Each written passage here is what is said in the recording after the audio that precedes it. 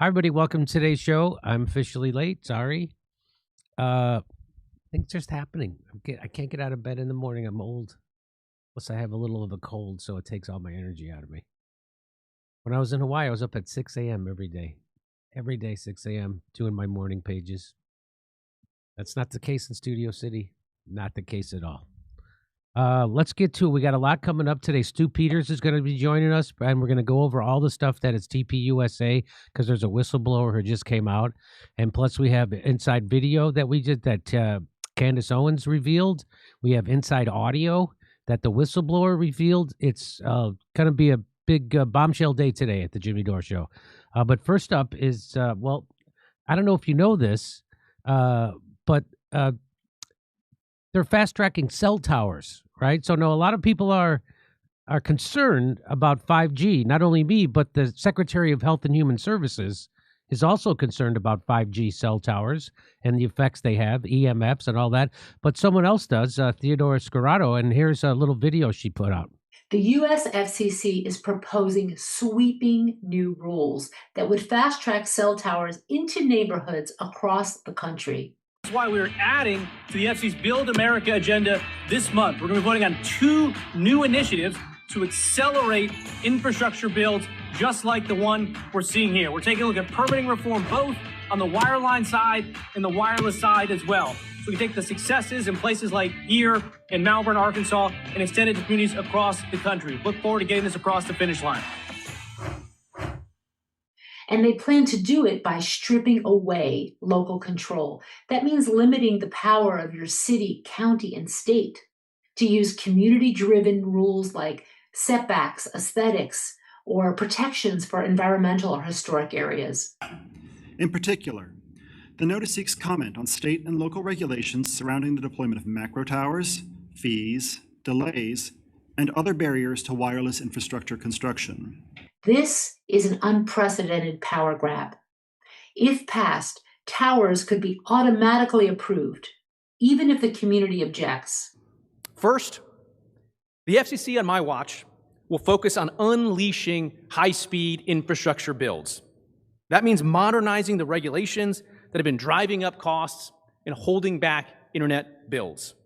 The FCC is even considering preempting state and local regulations on artificial intelligence, AI, asking whether it should override any local AI rules that might limit the provider's ability to use AI tools. They also want to narrow the definition of aesthetics, preempt zoning rules, cap local fees, and block communities from requiring independent RF radiation testing. Our Build America agenda includes efforts to further streamline the many regulations that stand in the way of infrastructure projects. So under my leadership, the FCC will be taking a fresh look at how the agency can use our authorities under the Communications Act, including our authorities in Section 253 and 332, to make it easier to build out internet infrastructure. We're also going to look at NEPA and environmental regulations, which for too long have held back builds, and we have a unique window of opportunity right now, particularly in light of some new Supreme Court decisions, to cut some of the red tape there as well. This is an industry giveaway, one that the wireless industry has been pushing for years. It is essentially a corporate takeover of our public spaces, giving telecom companies the power to dictate what gets built, where it gets built, and who must live with the consequences. People deserve a voice. Cell towers can drop property values, increase fire risk, contain hazardous materials, and they emit radiation that hundreds of scientists say is not safe. The U.S. hasn't updated its radiation limits since 1996, and a federal court told the FCC to explain how its limits protect children, but the FCC has not responded. We have in the United States limits for cell tower radiation that are 10 to 100 times more lenient than many other countries. Children and families should not be collateral damage in the race to fast-track cell towers. We need to fast-track science-driven protections, oversight, accountability, and transparency, not industry-driven federal preemption. Please join us at Environmental Health Sciences by signing the petition, contacting your state and federal legislatures through our letter writing tool, and talk to your community. Contact your officials. Ask them to submit to the FCC. We must preserve local control when it comes to cell towers, and it will take every one of us. Thank you. So welcome to the show, Theodora Scarato. She is a leading expert in environmental health policy related to cell towers. She's co-authored several scientific papers and serves as the special expert to the International Commission on the Biological Effects of Electromagnetic Fields. She, as an executive director of the Environmental Health Trust, she led a landmark federal case demonstrating the inadequacy of the FCC's 1996 cell tower radiation exposure guidelines. Welcome to the show, Theodora. Thanks for coming on. Thanks. I'm really glad to be here. Now, a lot of people are going to say immediately when you bring this up to them, I know because I lived through COVID, a lot of people are going to call you a conspiracy nut, tinfoil hatter, and there's nothing wrong with cell towers and 5G or any of that. What do you say back to those people? Well, I would say that there are hundreds of scientists that think otherwise, because this issue has actually been researched for decades. I came upon it 15 years ago only to find scientists have been saying we have a problem that needs to be addressed, going back to the 70s, the 80s, the 90s, because what happened in our country is similar to the history of tobacco or asbestos or lead. The wireless industry is very powerful, and you have a lot of studies. Some show impacts, some don't. If they are industry funded, they more often don't show effects. If they are independently funded, then they more often do show effects. And the thing that I always tell people who are skeptical, and I was so skeptical myself, is that the limits we have for what we're allowed to be exposed to. So from the air, if there's a cell tower, how much are we allowed to be exposed to? The government has laws on that, guidelines that were set in 1996, not even based on long-term impacts.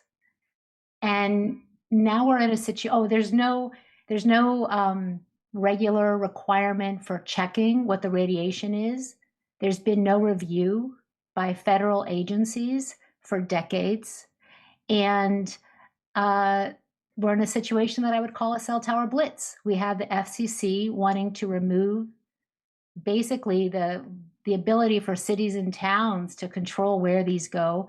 And there's also congressional proposals moving forward that would do similar things, stripping local control. So there's a lot here. It's like an onion. So, actually, I mean, it just kind of makes sense. So they have guidelines in place for the amount of, what would you call it, radiation? What would you call it? It's non-ionizing, not the same as nuclear or atomic radiation. It's electromagnetic radiation. And so we call it RF radiation. You can call it that. And so they already have limits in place for RF radiation, right? Yes. So that would mean that the government acknowledges that there's a potential harm from too much RF radiation, correct? Yes. But they set the limits way higher than science would actually dictate. Is that what you're saying? That is what hundreds of scientists say. Let me tell you about the limits that we have. They were set, and the International Commission on the Biological Effects of Electromagnetic Fields has a paper on this, based on a handful of small animal studies where they exposed the animals, 5 monkeys and 8 rats, to high levels of microwaves for under an hour. It is these small animal studies with small sample sizes that they determined what the level of harm would be. And it was when the animals stopped pressing the lever for food, under an hour of an exposure to microwaves, which obviously heat them. So the engineers at that point decided that heating is the effect. The limits we have for cell towers are based on not overheating, but not for long-term effects like cancer, damage to the immune system, reproductive system, genetic impacts, oxidative stress. None of those are considered in the limits we have. And so the RF that's coming out of the cell towers, is that different? Because I had RFK on the show, and he talked about that your cell phone also emits EMFs, right? And that could also cause cancer, and it's causing brain cancers and tumors in people. That's what, according to RFK, who's now the HHS secretary. So are they different, similar? Can you tell us about that? Sure. So a tower is connecting to the phone, and the phone is connecting to the tower. with invisible electromagnetic signals. They're artificial. So when we talk about cell tower radiation, there's both what's coming from the tower. So whether you're using a phone or not, if you have a cell tower in close proximity, you're going to get a higher level than if you're further away. And then your phone also is emitting the same kind. However, it's very intense, like if it's close up to you, and some women put it in their bra, for example, or you're holding it up close, putting it near your head, you're going to get a much higher level absorbed into your body. However, studies have shown that over time, the amount that you absorb from a cell tower in children who aren't using phones a lot, young children, can be more than the amount that they use the phone on a daily basis. But we're having really overlapping types of exposures. We have cell towers, cell phones, the wireless, the Bluetooth, everything, all of these different cameras and smart things, all of it is creating exposures every day. And it's increasing in our lives. And go ahead. They're increasing. We have increasing levels from what there were years ago. Yet our limits are from 1996, haven't changed since. And there's been no review by a federal agency on all of the science. So is there hard science behind the connection between this and cancer, for instance, or any other thing that's harmful? Yes, there's published, peer-reviewed, credible science, the National Toxicology Program, which is one of the most important and animal test laboratories in the U.S. government that tests all kinds of chemicals and toxins. They did studies on animals, rats and mice, 2-year studies where they exposed the animals for the 2 years and then they sacrificed them and tested them and found what they have deemed as clear evidence of an association with tumors. Oh, no. Then the Ramazzini Institute in Italy, which is also an incredible test center where they test animals with different toxins, glyphosate and so forth. And they tested animals with a much lower level of exposure that our FCC limits would consider in compliance in terms of what our cell tower emission levels are, and found the same tumor types as were elevated, as were found in the National Toxicology Program study, which, by the way, are also similar to what in the animals to humans, what humans have, what associations between humans who've used cell phones for long term have also gotten those same tumor types.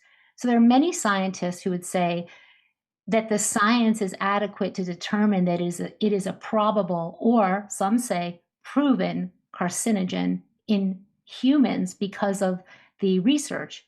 Now, what happened was when the NTP, the National Toxicology Program study came out, at that time, the FDA said they didn't agree with the results and that because they were animal studies, it didn't completely translate to humans.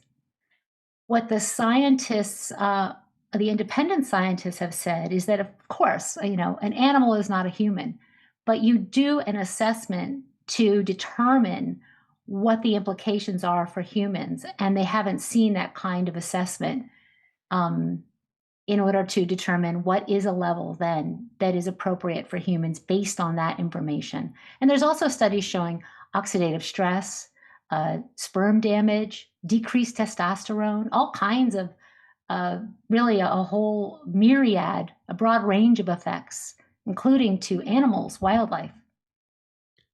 And so why do you think that? So who is supposed to, in the government, is it the FCC? Is it the FDA? Is it both of them? Who is supposed to be alarmed by this and doing something about it? That is the best question. And it used to be the EPA, which was researching this and doing the research to develop and identify a safety standard. What is the level that there's harm? And then what do we set it for humans, which is normally lower than the number that they have as the level of harm they found in different studies. in order to protect all the population, children, people who are sick. However, when they were amidst actually setting that limit, they were defunded in 1996 when the Telecom Act passed. Heaviest lobbyists, one of the most heavy lobbying time periods at the time, and they were fully defunded from that work. Instead, the FCC, which has the regulatory authority, no health and safety scientists on staff, no public health experts, no medical doctors, they then adopted limits that had really been developed much earlier based on this, that heating is the only harm. That's how we got our limits. They are not safety standards. They were not developed by federal agencies. And when it comes to cell tower radiation, as far as I know, there is no agency that's looking at all of the science on that. And so have you talked to anybody in any of these regulatory bodies inside the government? Well, when I wrote the EPA, and this was a part of our lawsuit, the federal lawsuit that you were talking about in the intro, about this issue, they said the last time that they looked at the science was decades ago, and they said that they were not doing any research. This was a few years ago. I don't know if it's changed because I haven't heard anything, if it has. And they referred me to their 1985 review of the biological effects of EMFs. So that was key in our lawsuit, because when the FCC said a few years ago in 2019, we don't need to update their limits, we sued along with many petitioners. And the FCC did not win the case.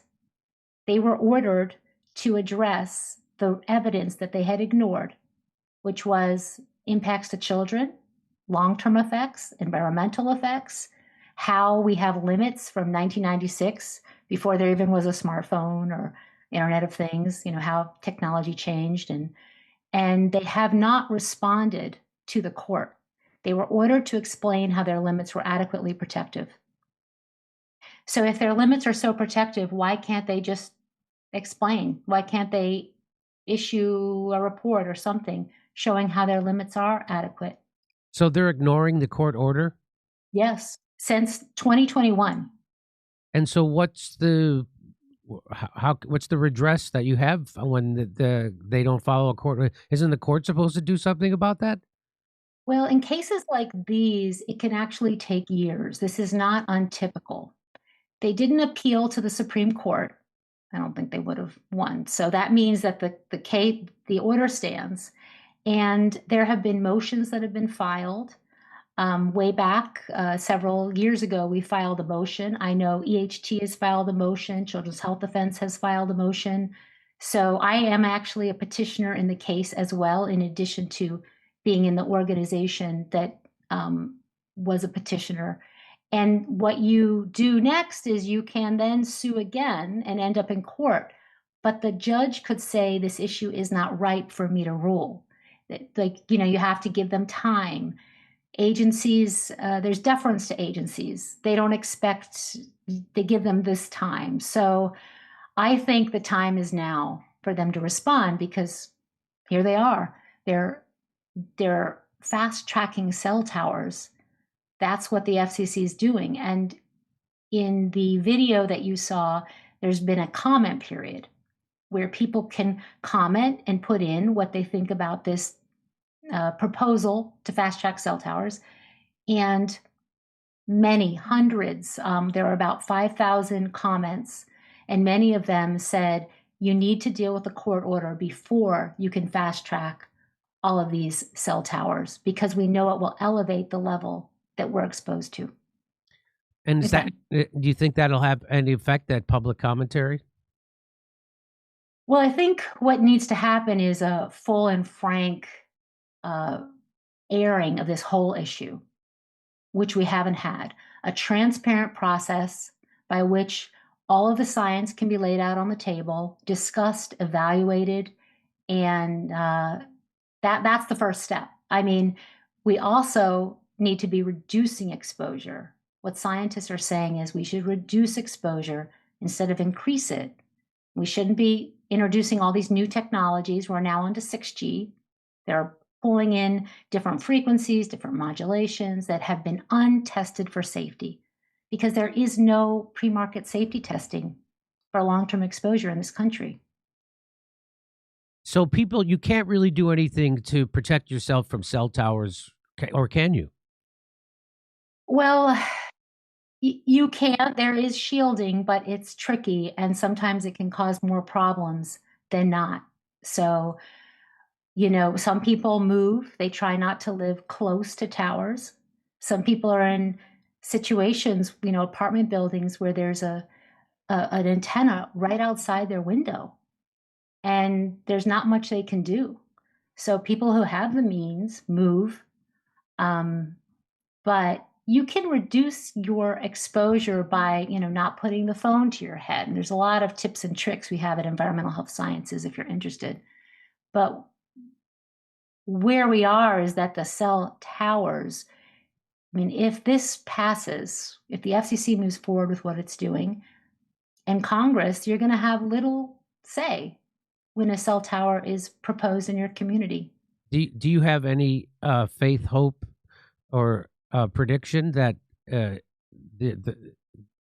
this is going to turn out the right way and that the local municipalities will have more power, or was this going to just be steamrolled? Well, I can't say what's going to happen, but I do know that when people wake up to this, they get organized on it. And there are people organized across the country. So, other countries we have such high, you talked about it, and I talked about it in the video, but we allow the highest level of radiation compared to many other countries. Many countries have no cell towers at schools, or have it be at a distance from a school or a home. We don't have any protections in place.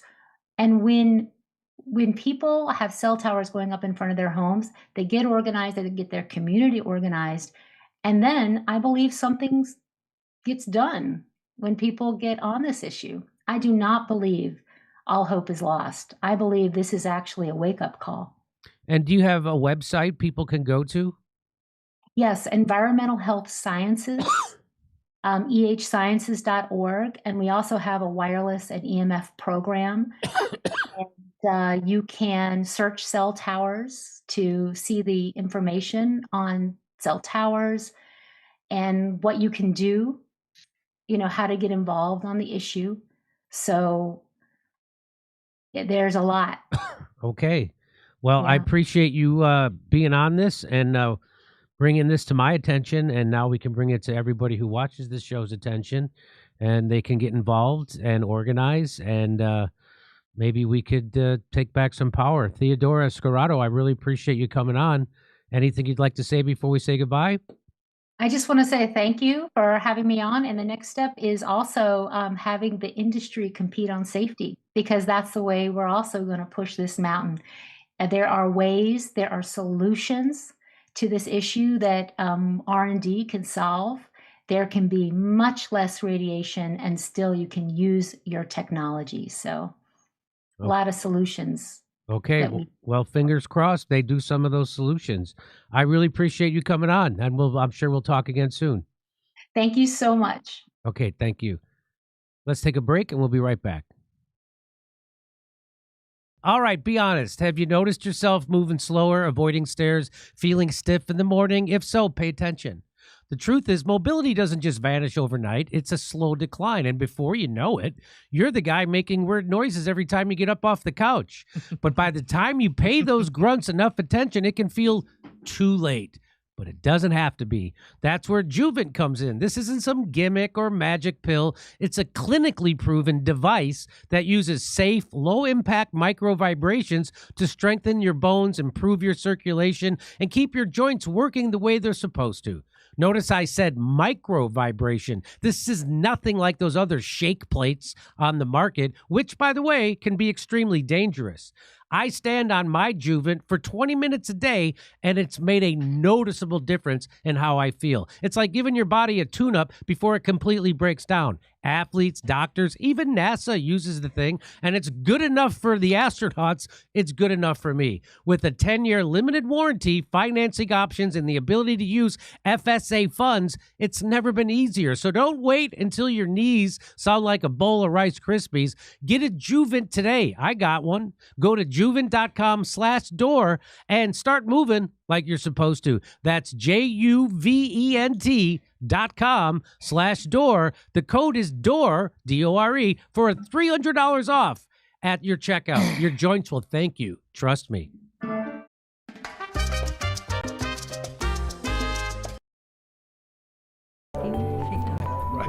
It's lovely talking to you, as always. Oh, hello. We were just talking about you kids. I'm Denise Heberly. And I'm Bill Goodman.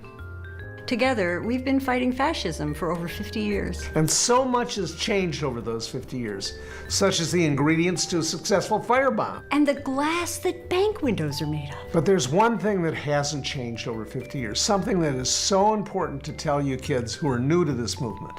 Shut the fuck up. You're sitting in the police transport van after a protest? Shut the fuck up. In a holding cell with your comrades? Shut the fuck up. Cop knocks on your door? Shut the fuck up. Texting on an unsecured device? Shut the fuck up. Pulled over by the cops after a protest? Shut the fuck up.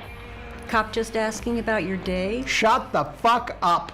Feds, call your mom? Tell your mother to shut the fuck up. Now, repeat after me. When the cops come calling, what do you do? Shut the fuck up!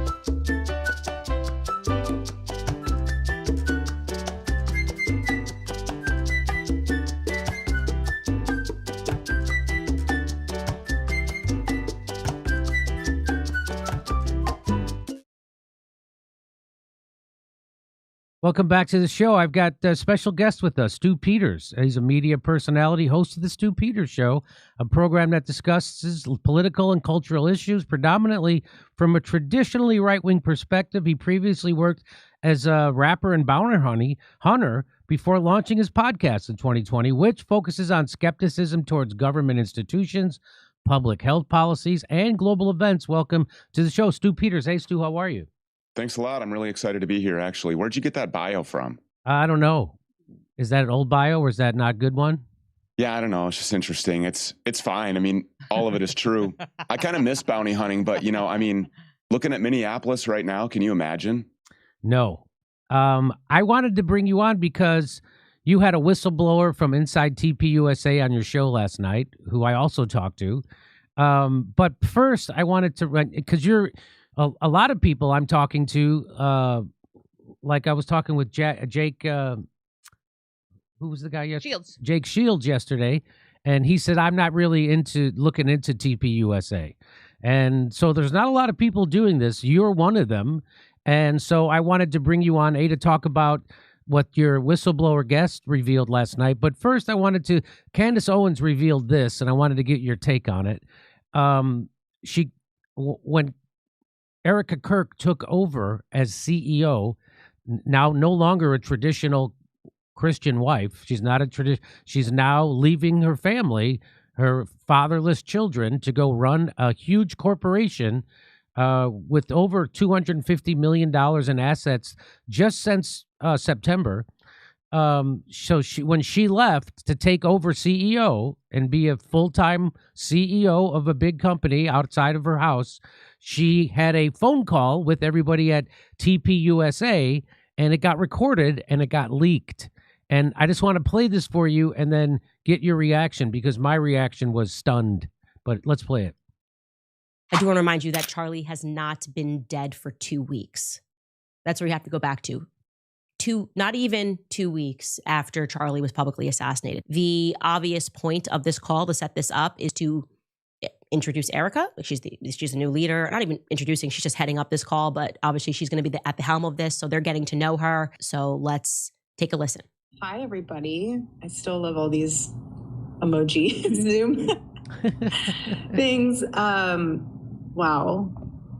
I don't even know where to begin. The fact that we were able to pull off an event of a century, it's just insane. We had... Now, I know people get upset when I stop and start videos, but I just want to stop it there for a second and just remind people what she's talking about as the event of the century is her husband's funeral. Oh, okay. I thought that she was talking about what got him there. No, she's right. That might have been another event that she had a part in planning.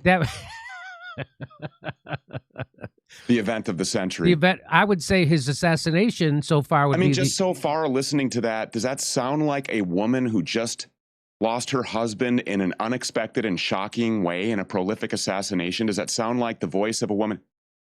I would hope that somebody who loves me, my mom or my kid's mom or whatever, would be in the fetal position at least for 20 minutes and, be shocked. But this woman is excited about everything. She's everywhere I see her, she's just really excited. And she's very excited on this call. So let's go back to this call. Now just remember, she's referring to her husband's memorial funeral as the event of the century. And she's, it's like, when you're talking to somebody over the phone and you can tell they're smiling. It's the same thing here. You can tell she's smiling as she's talking. 100%, yes. But here she is. Let's get back to this. So now she just said it was the event of the century, her husband's funeral, and she's thanking everybody. Over 275,000 people that attended, and stadium, overflow, Westgate, insane, you guys. And then it's just insane. We did it. She sounds like a high school prom chairwoman. And you know how they know that they had 275,000 people there? Because immediately after that, Andrew Kovic was super excited about all of the people that Lori Francevy, Erika's mom, was able to geofence. He came right out and said that. Yeah, well, we know how many people were there because we geofenced all of them. And for those people who don't know what geofencing is, it's spying. So they know that your device is in a certain area, a TPUSA connected event like this memorial, a TPUSA connected church like the Calvary Chapel. And if you go to these places, they get your data, they get your phone number, your IP, your email address, they get all of that. And pretty soon you're getting fundraising text messages and you're getting, pro-Israel Zionist propaganda just pummeled in front of you all day long. So they were spying on these people. It's just unbelievable. Okay, let's keep going. Was it 100 million? We had thousands that were registered to vote. I think we're at like over 200,000 for merch sales. Don't quote me on that because I think it just keeps like bumping up like crazy. But I just wanted to say a huge, huge, huge thank you to the events team, the development team, the graphic design team, the production team. She's talking about it like they just put on a Christmas spectacular with Bob Hope or something. And well, they did. I mean, you saw the fireworks, the pyrotechnics. Can you imagine what the sparklers bill was for that? I can't even. Just the bill for the glitter on her pantsuit alone would bankrupt She's making WWE entrances like she's Linda McMahon. About to give somebody the smackdown with the fake tears and everything. You remember seeing that, right? She was at the bottom of the stairway. And she was coming up the stairs to the front to the stage, and she was putting fake tears in her eyes. Well, this is somebody who we are told just lost her husband in a shocking way. Well, that's definitely the speculation that she was putting menthol in her eyes that would make her eyes tear up right before she went on. That's the speculation.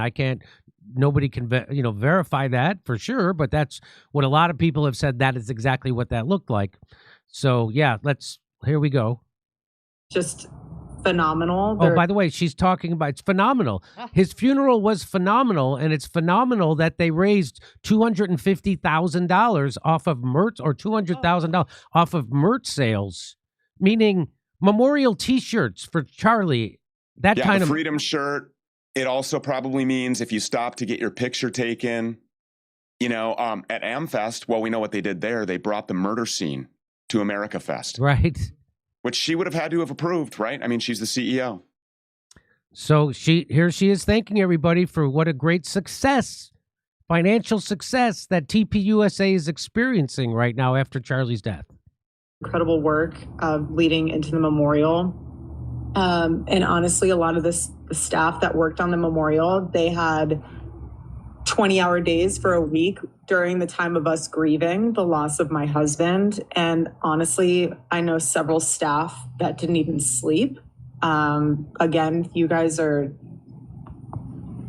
breathing angels. I don't care if any of you. So I really, the death of her husband was kind of a short, kind of glossed over, wasn't it? Very, very much. And those a lot of those employees that she's thanking from the bottom of her heart for working 80-hour weeks up until the memorial, they just went and fired 40 of them. Yep, they're gone. 40 of them are gone. They didn't. And now they're holding up big signs at all the TPUSA events. We're hiring. We're hiring right now. So they fired them without explanation. They did like an ambush firing. They would bring people into the office and they would have their general counsel just fire them and not give them a reason at all. People who just got done. This is the people that Erika refers to as her TPUSA family, and that's how they treated them. Just to let you know, when she says that, thank everybody working so hard, production, everybody doing the working 80-hour week, and then they fired them. Just to let you know. Okay. Have beef with each other from the past. And now she's telling people, let me back it up. Breathing angels. I don't care if any of you have beef with each other from the past or have any issues with someone said something about this or that. If you guys have any of that, please put it to rest. My husband's dead.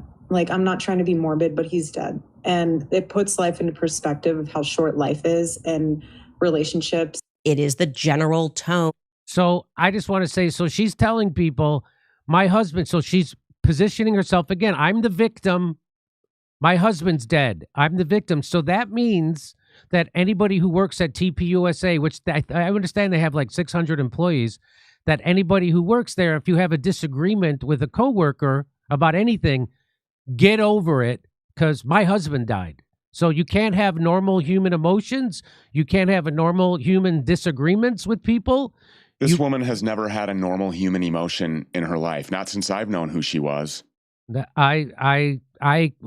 too. I would have to concur. So here's how Candace, this is her reaction to what we just listened to. Relationships. It is the general tone that is off-putting. It's the laughter that is off-putting. It's, again, we are not even 2 weeks after watching your husband be assassinated. We're talking about numbers and metrics that have been hit.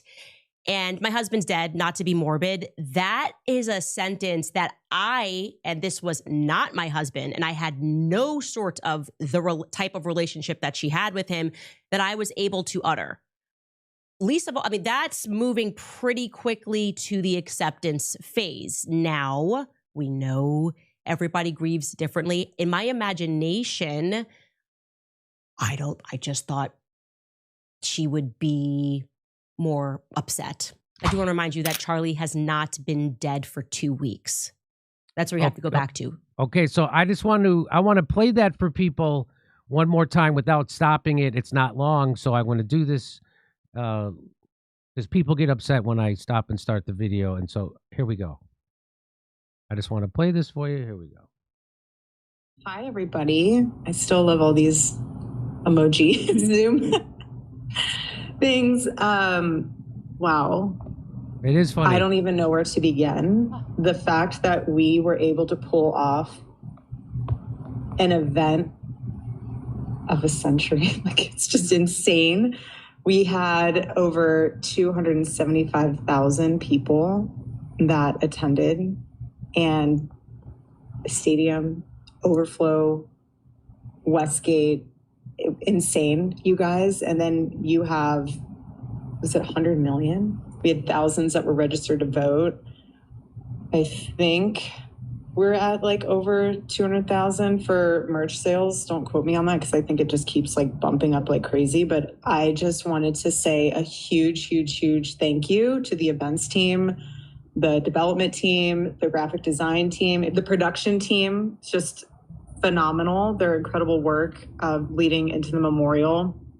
And honestly, a lot of the staff that worked on the memorial, they had 20-hour days for a week during the time of us grieving the loss of my husband. And honestly, I know several staff that didn't even sleep.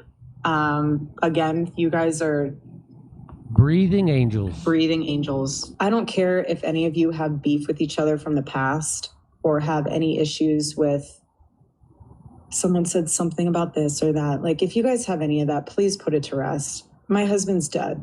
Like, I'm not trying to be morbid, but he's dead. And it puts life into perspective of how short life is and relationships.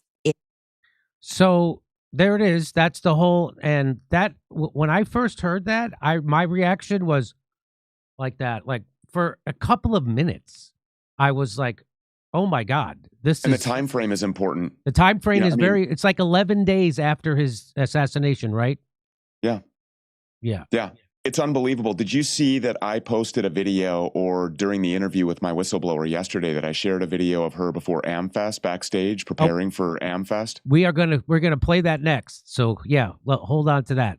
So I just want to say that a common tactic that the people like Erika and TPUSA have been using to discredit people like Candace or anybody who's looking into this at all. If you look into the assassination of Charlie Kirk, what they do is what they say is that you're just doing this for clicks. Look at all the money she's making. They tried to pretend like it's Candace Owens who's the one who's capitalizing off of Charlie's death when she's just doing her normal show like she always has, and she's getting the same amount of views as she always has. And now, of course, that's called projection. Carl Jung teaches us that's projection. They're the ones who are actually rolling in the dough after Charlie's death, capitalizing off of his death. And you heard her, that's what she's talking about right now, about all the cash that they made off of his death. Isn't that what's happening right there? The same thing she's accused Candace Owens of? Yeah, absolutely. And it's been hundreds of millions of dollars, because let's not forget about the donor class that Charlie Kirk was trying to distance himself from in the days, weeks, and months leading up to his death. So, I mean, there are hundreds of millions of dollars that have been promised to this organization as long as they toe the line, and they're happy to do that. I mean, this has become absolutely a postmortem humiliation ritual as they try to recreate the person that Charlie was while he was alive.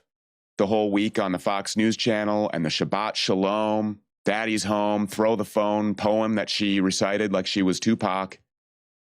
It's just like, you know, when you say normal human emotions, this is a woman who, as far as I'm concerned, and a lot of people said that it was crass, that it was low crass, it was disrespectful, I shouldn't do it. But immediately, Jimmy, when she opened her mouth, actually, she didn't even have to. I was driving down the road, and I don't know if it was the day after, but it was within 48 hours of Charlie being shockingly taken from all of us. Billions of people on the internet have watched this. And it was within a matter of 48 hours, I get a text message from Turning Point signed by Erika Kirk asking for donations. And at that point, for me, it was gloves off. At that point, it was like, okay, I see what this is. And then it was the Freedom shirts, and then it was the sparklers, and it was the fake tears, and it was the week on Fox News, and it was every camera that she could get in front of, and everything is scripted and fake. And for her entire life, every time you dig a little bit deeper, you find some other strange anomaly. And when you're talking about people that are saying, oh, well, you know, Candace is just doing this for clicks, the other argument that I always get is, why can't you just leave this woman alone? Why can't you just let her grieve? Everybody grieves differently. Everybody's heard that. It's a big joke now. It's a meme. But this woman, everything about her, I just don't know how anybody could spend 5 minutes keystroking on the internet and look into her and not say, well, this is just absolutely bizarre. And this woman has completely fabricated her entire childhood, her entire career. She's scrubbed the internet of entire relationships, including a whole engagement. She's lied about the most trivial things when she could have just told us the truth about being on Fort Huachuca, when she could have told us the truth about dating or drinking, just little things. And if you're willing to lie about those things, you're willing to lie about the big things. And it turns out she is. So I agree. I mean, that whole phone call, it doesn't surprise me, though, because I've spent a lot of time kind of getting to know the person that Erika Kirk is. And when I heard that from Candace, it didn't shock me. I wasn't surprised. It's shocking. It's shocking to hear a person actually doing that, and to know that there are beings among us that can actually put their emotions aside or just not have them, and to carry on like this is a big celebration. But I mean, I'm just here to tell you, it doesn't surprise me, because my theory or my take is that I am not convinced that Erika Kirk did not have foreknowledge at this point of what was going to happen on September 10th. That's where I'm at. Well, I don't know if that's a Rubicon that a lot of people don't want to cross, but from where I sit, this looks like a woman who had foreknowledge. Well, Baron Coleman also has come to that conclusion, who's done a lot of deep dives, as you have, on this subject. And he had concluded that he thinks she had foreknowledge of his assassination. So that's him. At minimum. And it certainly looks that way. So let me get into this. So you were talking to this whistleblower on your show, and Matthew, what's his last name? I'm blanking. Tucciarone. Matthew Tucciarone. Tucciarone. Okay. And you were asking him, when did you, because he was an insider at TPUSA for a while. He worked on their Get Out the Vote campaign, and he's very familiar with all these people. And so specifically, he worked with the TP Action side of everything, which is supposed to be like their political arm of Turning Point. And you asked him about when she started to insert herself into TPUSA events. Are there any rumors about Erika Kirk's kind of administrative involvement in the months leading up to Charlie's death? Was she kind of inserting herself more frequently? Yeah, she was inserting herself more frequently. Beforehand, she was just a trad wife. I got invited to the Andy Biggs gubernatorial race launch because Turning Point is backing Andy Biggs. Andy Biggs is running for governor in Arizona right now. They invited a lot of the field reps who chased the vote to this event in Scottsdale. This is when, and this is in June, I want to say right after Memorial Day weekend, early June, this is when Erika made her big debut for at least us in Arizona. She got on stage and she said, I typically don't do this, but this is for my husband. I'm usually the stay-at-home mom, you know, guys, I'm the trad wife, blah, blah, blah. But this is for Andy. This is for our state. I must make an appearance and just really support my husband. And I was looking at my friends. I'm like, I've never seen her come out like this before. That to me signified the change in the takeover right there. And so now that was weird. That was out of place. That was abnormal. That was very abnormal. And so now did it catch anybody else's attention, or were you the only one fixated on this? I was the only one pretty much fixated on this, but I do look back and I have talked to my friend who's on the inside, no longer on the inside as of her post on X recently. I would say she caught on as well. That's why she sent that video of Erika and Mikey, you know, at that staff meeting at AmFest. Because we see there's smart people in Turning Point, and then there's really not so smart people. And so here's the video he's referring to. So let's get to that, and then I'll get you to weigh in on this, Stu.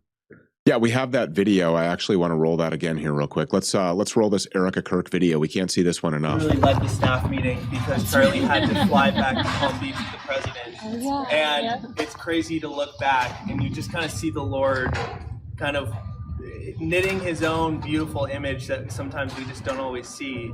But we're blessed to be here for the second staff meeting at AmFest with you.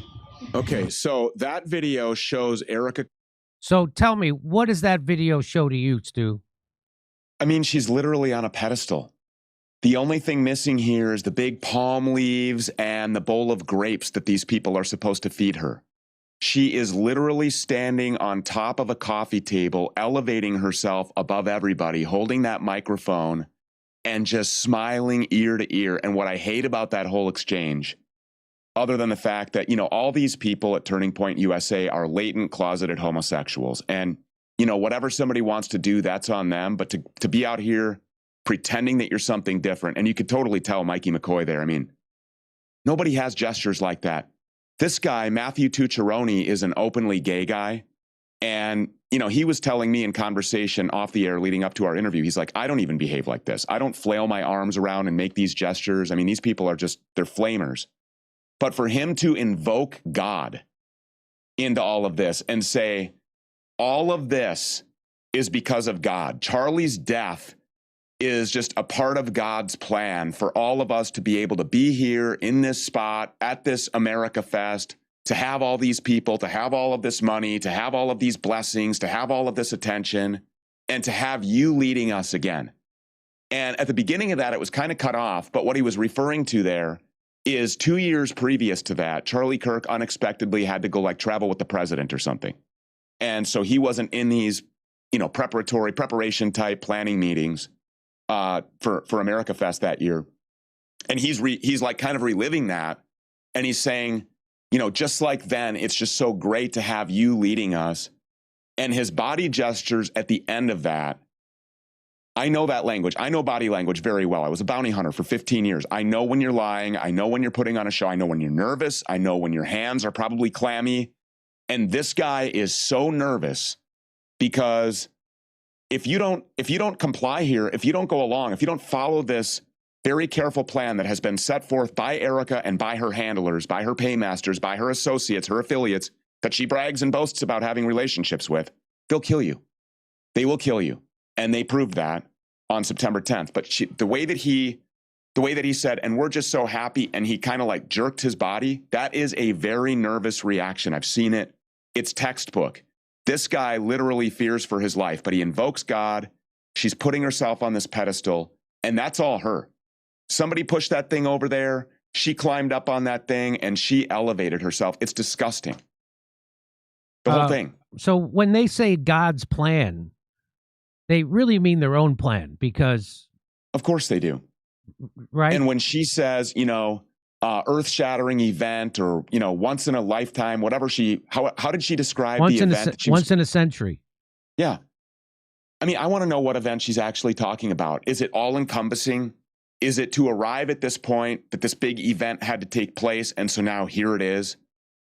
And I've made, you know, a lot of statements early on about what I think TPUSA always has been. And after talking to Matthew Tucciarone, and we have I think we're at 8 right now, over a half a dozen, almost 10 insiders that are currently there right now who are confidentially informing us.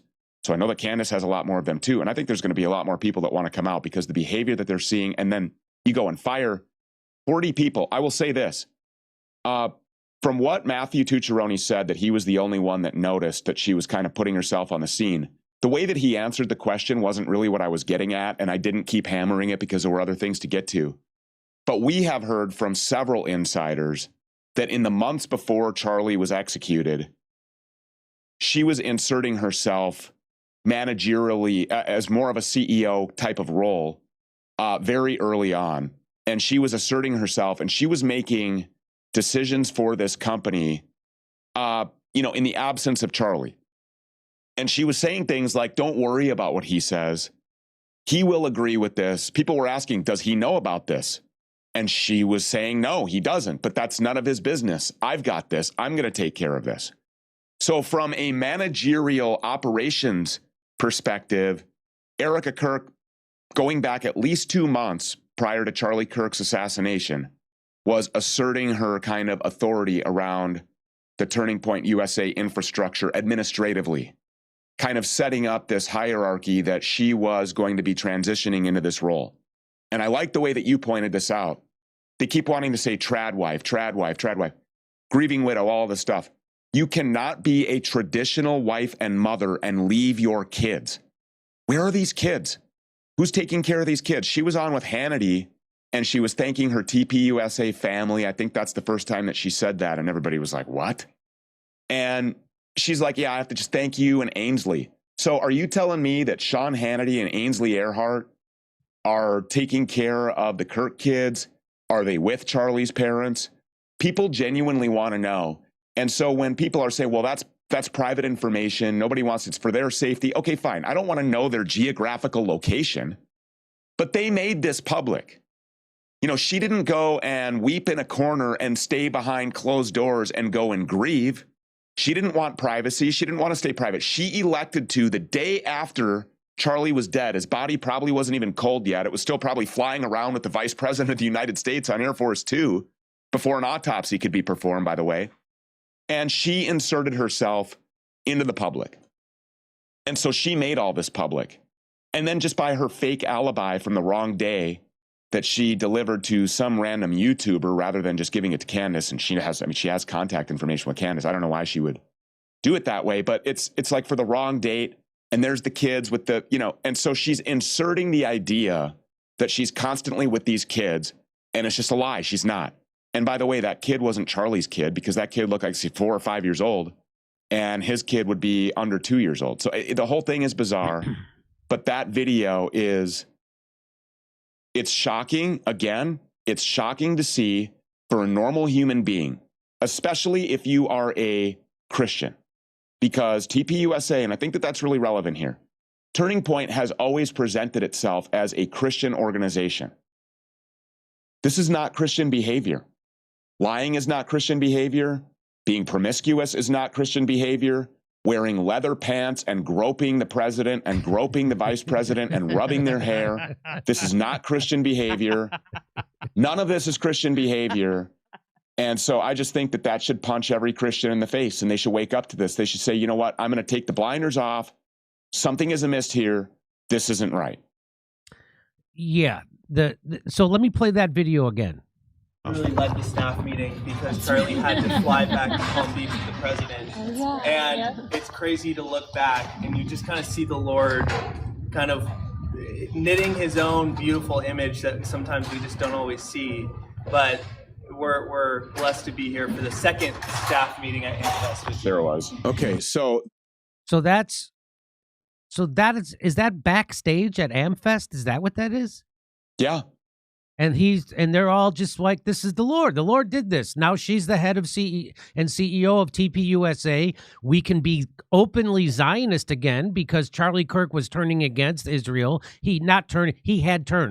He had stated plainly after they tried to do the intervention in the Hamptons on him, where they had all by the way, Mikey McCoy was there, and I think that's something that we should always keep our foot on the gas with that is knowing that Mikey McCoy is the one who I believe took him there. Maybe Erika did. I don't know. I can't say that for sure, so I don't want to speculate. But he was there, and this is somebody that Charlie Kirk perceived as one of his best friends, if not his best friend.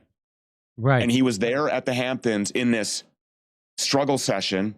It was a pressure campaign to the extent that it was confirmed by Candace Owens, who was in that 4.5-hour sit-down with Erika Kirk, that it was at that time that Benjamin Netanyahu, the sitting prime minister of Israel, called and offered over $100 million, 140, 150, whatever it was, over $100 million to a company that previous to that was operating on a $140 million annual budget. So, and Charlie Kirk said, no, that's not enough. No, I don't have a price tag.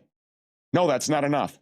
And when you look at the letter that Charlie Kirk wrote to Benjamin Netanyahu, a lot of people say, well, yeah, look at here, he's trying to tell Benjamin Netanyahu how to propagandize Americans further into, getting on the pro-Israel, pro-Zionist train. No, that's not what that was. Andrew Colvett lied about talking to a surgeon about Charlie Kirk's Superman-like neck bones of steel. I don't know about that, but he certainly had balls of steel. This guy wrote a letter to the prime minister who sat before Congress and lied about weapons of mass destruction and incubator babies that caused the deaths of thousands of Americans and spent billions, hundreds of billions of dollars in Iraq, in Afghanistan, and chasing down the Taliban and Al-Qaeda while we taught the importance of transgenderism to Pashtun tribesmen and looked the other way while warlords raped little boys. So for him to write that letter to that guy, the guy that's responsible for all of that death and for all of these wars, and for giving Americans and the American government, moreover, the pretext to hype up Americans to cheer this on. And that's what Turning Point was. It always was that machine. It was the machine that would shill for that fighting force to go into these wars that don't benefit America. They don't benefit our national security or certainly our economic interests. And I think Charlie realized, no, I don't want to do this. We have also, and I don't know if your audience is aware of this, we also have a source who's provided us with screenshots of text messages that were exchanged. They might be Signal, actually. They're either text or Signal. Messages between Tyler Boyer and other top-ranking TPUSA brass. And this was before Charlie was dead. And these messages were that they were showing tremendous concern. The word was concern that Charlie Kirk was about to, quote, go ballistic on Trump over wars and over Epstein. Now, we know that Charlie Kirk was shouted down in one way or another by President Trump when he pushed back on Trump about that 12-day war with Iran, or that there was going to be some sort of a military strike with Iran. And then what happened immediately after Charlie was gone? Immediately, it went into hype up Americans on war. We're going into Venezuela. We want Mexico. We want Cuba. We want Colombia. We want Greenland. We just want to expand America to everywhere and turn into this globalist, borderless society with a one world government. And of course, all the neocons love this. They love this. They love this agenda, this foreign policy agenda, this military agenda that Trump is exacting. And this was the very thing that Charlie Kirk was going to stand against. And when you consider the fact that Charlie Kirk was standing in front of millions of college-age, military-aged young men who hanged on every word that he said, he had influence like nobody else. He probably would have been the president of this country someday, given a fair election. If people were to actually vote, I would say that he probably would have been the president someday. He had a ton of influence, but especially with a young group of American men that would mobilize, and they would go and they would enlist. And they would also follow him when he left the pro-Israel cause, as he said that he was going to be forced to do. And as he said that these people would kill him in the now infamous Harrison Smith tweet, where he said, I have it on good authority that Charlie thinks that Israel will kill him if he turns against them. And then we have rumors about the night before. We have, text messages that he was sending the night before. Well, now what do you have? You have Turning Point back in its original and really supercharged on steroids. I guess really its mission, its function, which is to act as the selling machine to get young American men excited about putting on a uniform and going and fighting in every corner of the world. They're going to need a lot of blood for all these wars. Where do you think they're going to get that from? These people don't go fight and die for themselves. They have They have basically conscripted us into their military for decades now. And so now that this is back on the table, TPUSA is putting chapters in high schools all over the country so they can leave their Turning Point event and go out into the lobby of their high school, right up to the Marine Corps or Army or Navy or Air Force or Space Force recruiting table, and get themselves signed up to go overseas and die for the very machine that Charlie was standing against. $150 million wouldn't do it for him. The pressure campaign, the threats, even knowing that he was going to die, was not enough to stop him from staring directly into the eyes of the beast and like a G fighting back. And that's why, you know, look, I was one of Charlie Kirk's biggest detractors while he was alive. I will say that. And it was because of this, you know, pro-Israel, pro-Zionist, like kind of, you know, neocon, never-ending, unrelenting support for Donald Trump no matter what he did. But look, he said he was going to, quote, go ballistic. He was distancing himself from that. He had a up close and personal look. He was an insider. He hung out with the president all the time. He was best friends with Don Jr. When Don Jr. could select one person to go fishing in Iceland or whatever, he chose Charlie Kirk. And it was that long-lasting friendship and obviously all of the donor class that goes along with Trump wherever he goes. You know, that friendship was the conduit to all of that money. And then you have Tyler Boyer, who made that arrangement, that introduction of Erika Franzfey to, you know, to Charlie, who would soon be Erika Kirk, the Romanian orphanages, the Ukrainian orphanages. It's just all so much. All of this was by design. The people that were around Charlie Kirk were very carefully selected and put around him.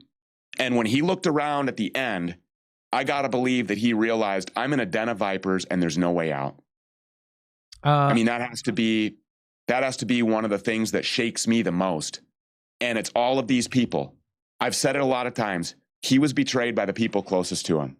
No doubt about it. And he's still being betrayed because they can't stop lying about his assassination and everything surrounding it. They even lie about his text messages or what was said at that Hamptons meeting. They lie about everything. They lie about having a secret conversation with the surgeon who took care of Charlie when he was assassinated. That didn't happen.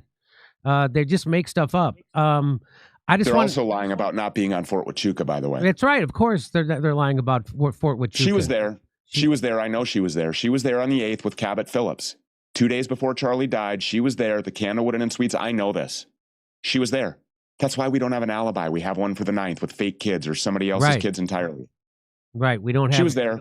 And Brian Harpole was there the next day on the 9th, the day before he was assassinated. Now, Cabot. You know, that guy has a security company 11 minutes from the gates on Fort Huachuca. Yeah. Yes. And the fact that anybody would ever hire Brian Harpole to do the security again when he can't manage to get somebody to look at the roofs. No one's watching the roof. A guy got up there. He was up there for at least a couple of minutes because he had to change his clothes. He had to take a gun out of his backpack or a long gun and put it together. Had to get a screwdriver out, had to put it together, had to put the scope on, had to line up the shot. He had to take the shot. Then he had to take the rifle apart again, then have to stuff it in his backpack or wherever he puts it. Oh, all right. Well, case closed. I believe all that. And nobody saw him? That's totally possible.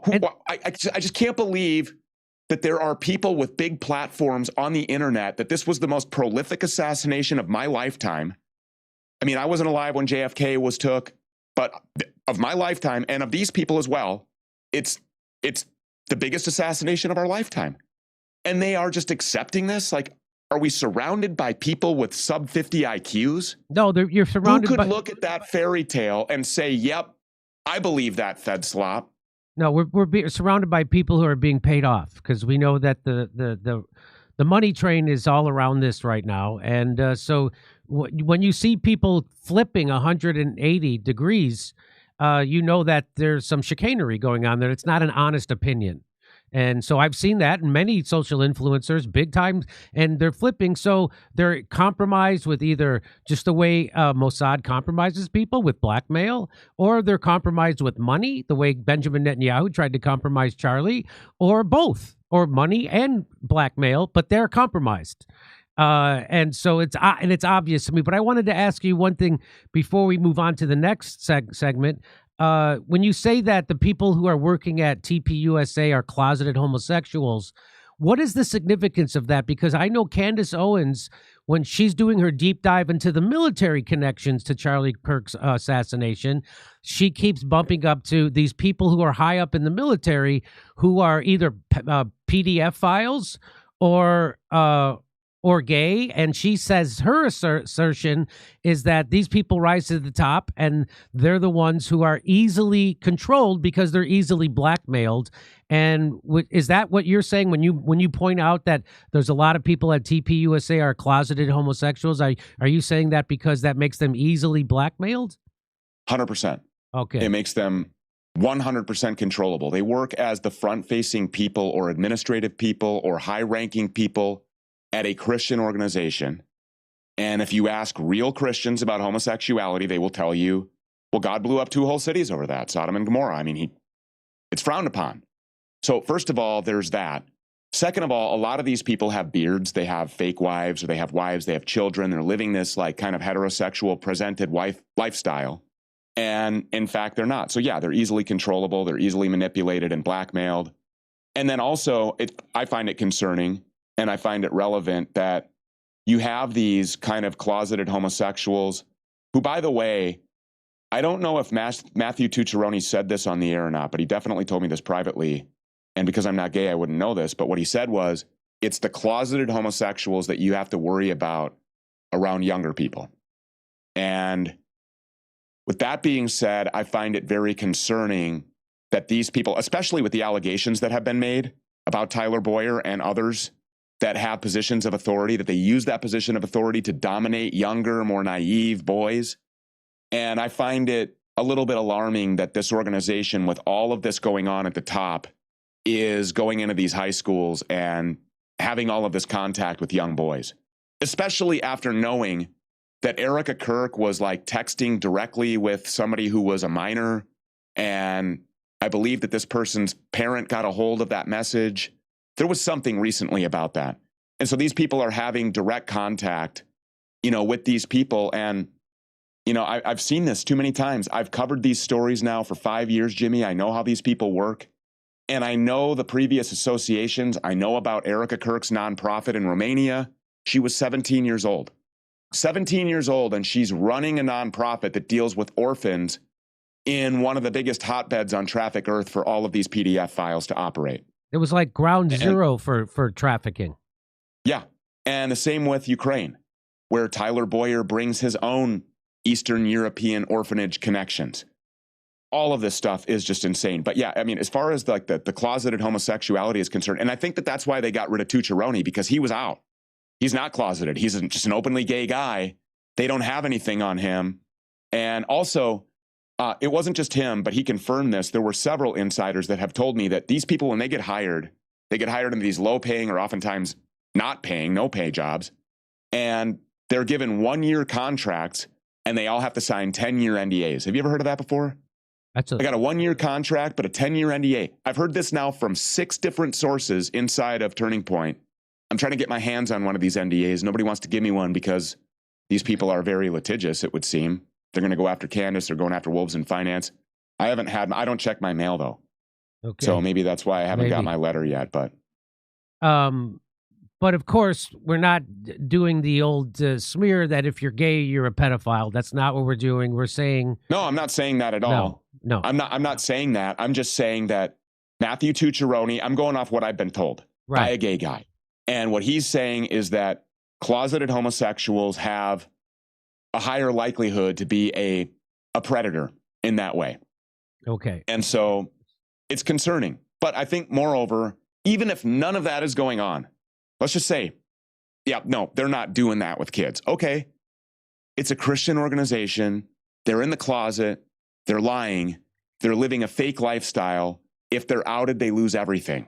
They lose their position at Turning Point because they're no longer useful to Erika Kirk, who's proven to everybody that she'll either fire you or kill you if you're no longer useful to her. They'll lose their family. They'll lose their marriage because that was fake. Because I don't know a whole lot of wives that are sticking around with a guy when she knows that he's been sticking himself elsewhere. And the kids and the custody battles and the houses and the refinances, or the repossessions and the foreclosures. I can just see all of that happening to these people. And then also, too, they're being told that. And they're being reminded of that over and over again. We have this on you. We have this on you. And so, yeah, I mean, that's really concerning, especially for people that are dealing with an organization that I would estimate is probably valued at about $1 billion now, if not more.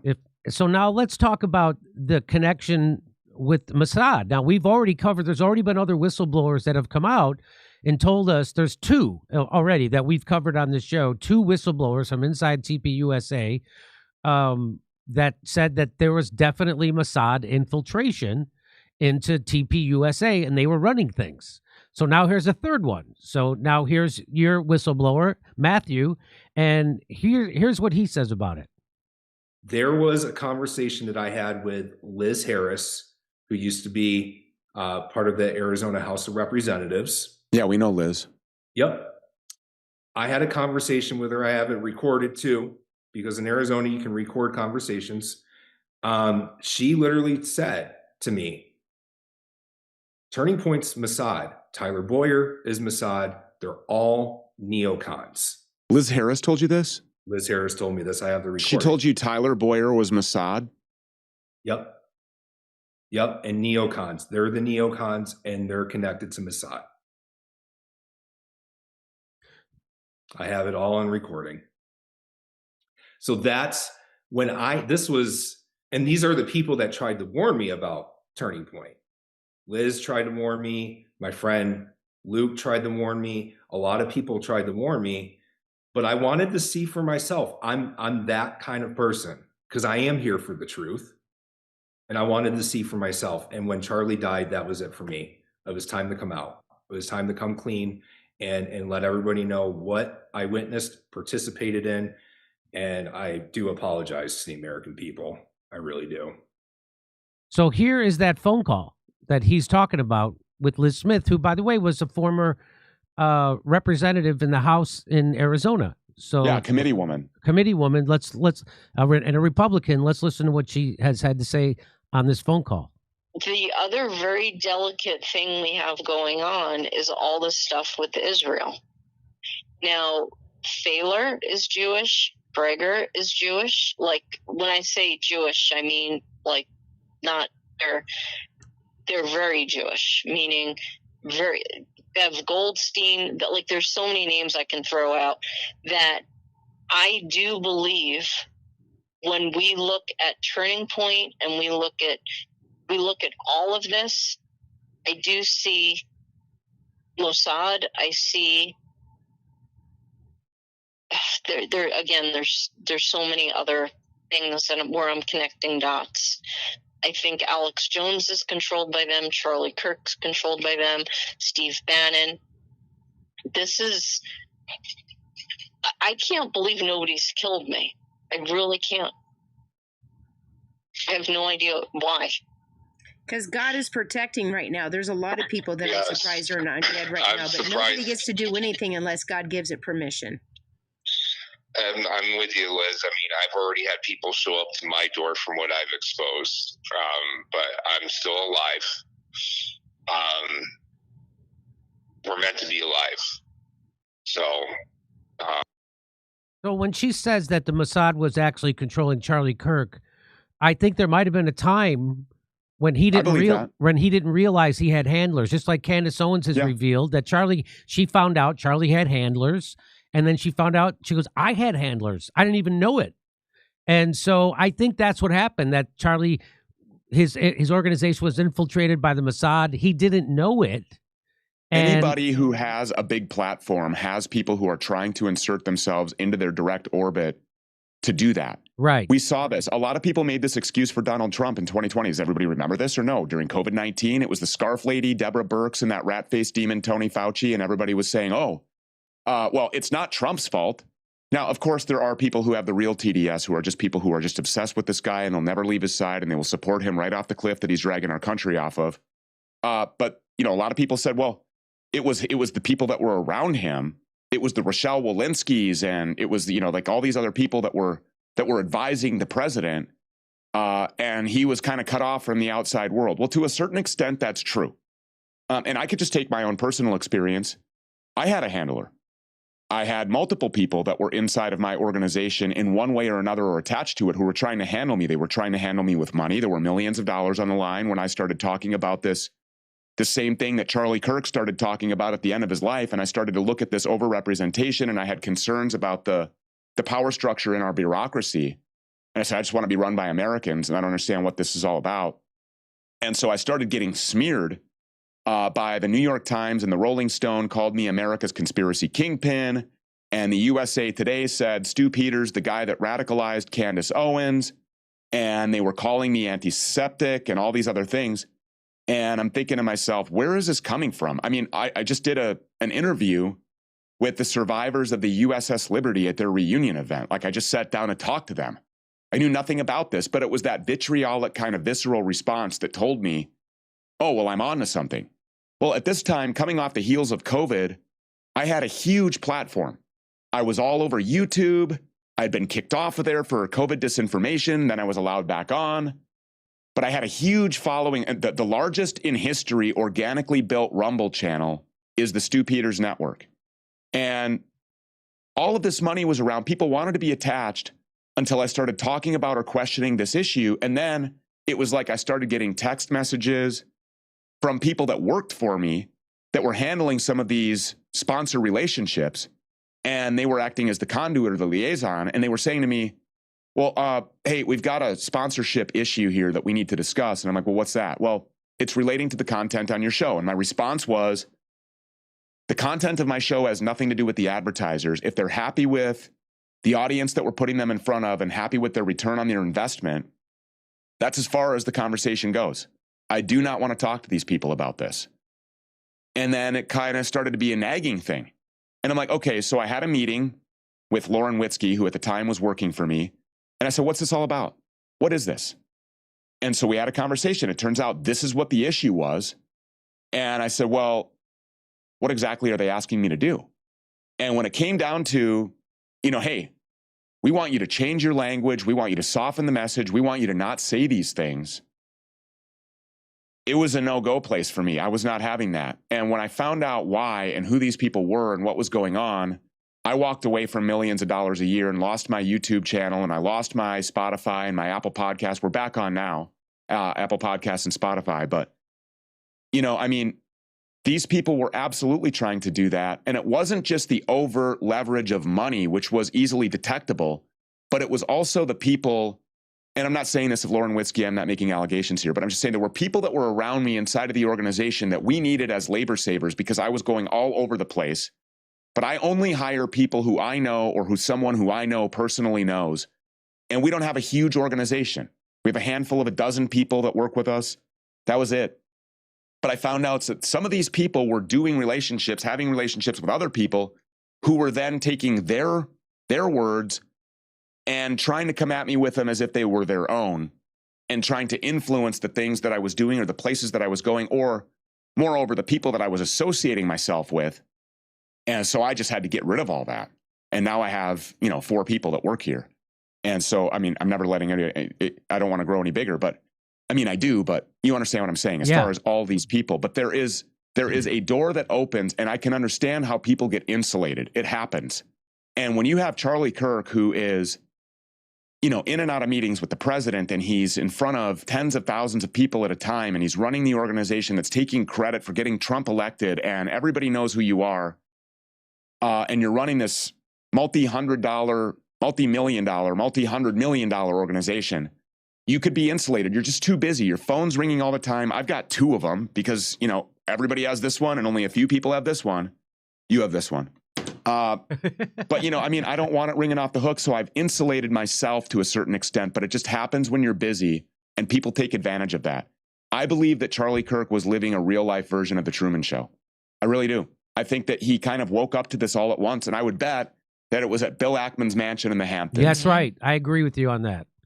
100%. Let me just play this for you right now. Now, this is Matthew, the whistleblower from TPUSA, talking about he spoke to someone who's still inside TPUSA, and she had a conversation with Tyler Boyer, who, let's remember, was the COO who Charlie was replacing because he found my speculation is he found financial chicanery and he wanted to get to the bottom of it, and he knew Tyler Boyer was behind it, so he got rid of Tyler Boyer as the CEO right before. But now he's going to tell you of a meeting that his friend who's on the inside had with Tyler Boyer specifically about Charlie not being on board with Israel, but TPUSA being 100% Zionist. Let's listen. My friend, when she was in his office, said to him, what is it that you have? Why are you so against Candace Owens, the Israel cause, etc.? She's brave. She's bold. She'll ask Tyler Boyer right to his face because she wants to know what is the big deal about not supporting Israel. That's when he shut the door, pulled her in, and said, "Listen, I'm a Zionist. Candace Owens is a Black conservative who wants to be relevant in this movement, and she's doing whatever she can at all costs to stay relevant." So that to me says a lot. That is proof, and it's in the text that I sent you to, Stu, of where she confirmed, like, yes, he pulled me into his office and said that to me. So that's been my suspicion all along, that Charlie had turned against the Zionist project, Israel, the greater Israel. He had turned against them, turned down their money, and he had lots of powerful Jewish donors who were Zionists and Christians who were Zionists. And once he turned against them, they needed desperately to get Turning Point USA back on the Zionist train. And that's exactly what this enabled, because Erika's 100% Zionist. Tyler Boyer, you just heard, is 100% Zionist. They're all those pastors, Mikey McCoy's dad, Rob McCoy, and they're all Zionists, 100%. And liars. And liars. They're 100% on that. They're liars and Zionists. And those are kind of redundant when you say that. But and so now, and if they weren't on the Zionist train, all their funding would dry up. Charlie had already turned down over $100 million from Benjamin Netanyahu, and all their donors were pulling their money out left and right because they got wind of Charlie not supporting Israel and Zionism. And so they had to get rid of Charlie, or else their whole organization was going to lose their money. And as we find out now from Wolves and Finance, that there's lots of financial chicanery and shell companies involved inside of TPUSA. And so Charlie was so it was all going to go away. Their money, multi-million dollar grift was going to go away because Charlie was going to divorce TPUSA from the Zionist project and Israel. And they couldn't have that because then they have nothing. And plus, they wanted all the things you said. Trump was getting ready for this big neocon militaristic buildup and takeover of Venezuela, Greenland, bombing Iran, Yemen, whoever else, Cuba, Colombia, all this stuff he's getting ready to do. And they knew Charlie wasn't going to go for it. So there was all these, but that's the main reason for the people inside TPUSA to want to get rid of Charlie and cover up who really killed him, was because they knew if they exposed who really killed him, all their Zionist donorship money would go away and they would have no longer have an organization. And that's always been my suspicion. And I think stuff like this proves it. What do you have to say? I couldn't disagree with anything that you just said. Yes. Yeah. Exclamation point on all of that. There are hundreds of millions of dollars at play here.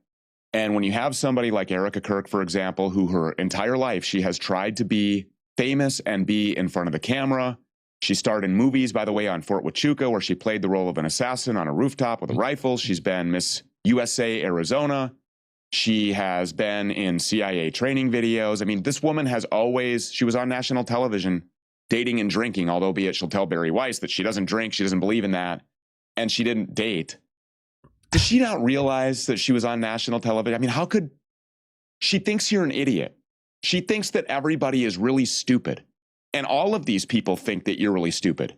But this goes a lot bigger. I think this was, yesterday I just asked myself, how high does the ladder go here?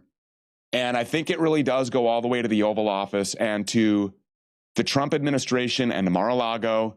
I think that Trump personally, this goes to him. And this goes to the people that Trump brought to Charlie Kirk. These are all the same players. There are several of them. They control private equity. They control the central banks. They are the big donors. And people like Tyler Boyer and people like Mikey McCoy and Erika Kirk, the people who are after the money, the people who want to be in the club, they want to hobnob, They want to rub elbows with them. They want to be invited to their $10,000 a plate Mar-a-Lago fundraising dinners, which was a whole nother thing. They want to be involved with this. They want to have the fame and the notoriety and the power. They crave it. They have to have it. It's innately in them that they have to have this. And when they saw that being threatened, and they saw Charlie Kirk standing on his Christian values, standing on his convictions, look, let's just be frank here. Brass tacks. There is not a place that you can go on the internet since October 7th of 2023 and not find this conversation. You can go to cooking channel Instagram pages and you will find stuff about this control structure and this power apparatus from Israel and from the Zionist cause and from the greater Israel cause. You can see that pressure everywhere. And you can see if you go to the comment sections on anybody's feed, on any platform across the entire internet, no matter the subject, you will find this as a talking point. There's no way that Charlie could have avoided this, especially when he's working in the most Zionist organization, that if he were going to be a man of character, conviction, values, principles, that when he learned of this, there was no way that he could avoid confronting it. And I really do believe, just by all of the circumstantial evidence and physical, all of the video evidence, all of the historical precedent, all of the previous relationships and associations, it's very evident to me, and I thoroughly believe this until somebody can prove otherwise, that Charlie Kirk really genuinely, authentically was having this real life kind of awakening in the same way that a lot of people have since October 7th. He was seeing this conversation everywhere, and he looked into it. And you don't have to look far. But when you are insulated, and when you are Charlie Kirk, and you've reached that level, and you have these handlers, and you have multiple phones, and you're being dragged from this college campus to that meeting with the president, to this planning meeting with TP Action, and this one with TP Faith, and this one with Turning Point USA, and you are stretched thin, you don't go looking. People have to bring things to you. People have to make you aware of these things. Well, there was no way to avoid this one. For him, for anybody, there's no way to avoid this conversation. No matter what side of this issue you sit on, whether you think I'm just crazy and a conspiracy theorist and I'm hate-filled, whatever. If that's your position, fine, but you can't avoid the conversation. And so Charlie, when it came down to it, and he probably did a lot of research, he was a brilliant guy. He was really smart, very well articulated, well-read. You could tell all these things about him. And when he looked into this, there was just no way to avoid it. But these people knew that if he continues down, this is why they were saying in these text messages, quote, we're very concerned. This is why they were very concerned that Charlie Kirk was about to, quote unquote, go ballistic. And it was on these things. And, it's not just Venezuela and it's not just Iran. We are talking about right now military action that will have the United States, the American war empire, on behalf of Israel's objectives. There's no way to skirt around that, at war with all of the BRICS nations. Right. And, I've said this before, it's like, there's no way to get around the fact that BRICS, although be it first and foremost is an economic alliance, you can't get around the military component of this when you're dealing with superpowers like China and Russia. And I don't even know, quite honestly, we spent 20 years in Afghanistan and ended up handing all of our surplus military equipment and everything else right back to the Taliban. They're in control again. So to think that we could somehow take Iran, I don't know about that. I've seen Iranian, military propaganda videos. I've seen that. I know how these people train. We couldn't even exactly. We couldn't even take Afghanistan. No. And remember what happened in Vietnam? Imagine, before a lot of people don't want to talk about this.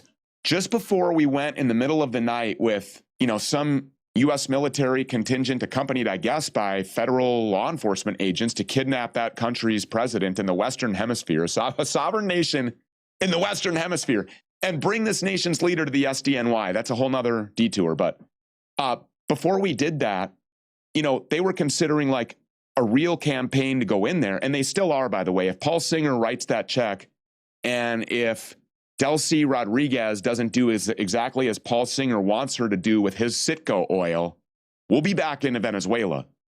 Can you imagine fighting in the jungle against these people?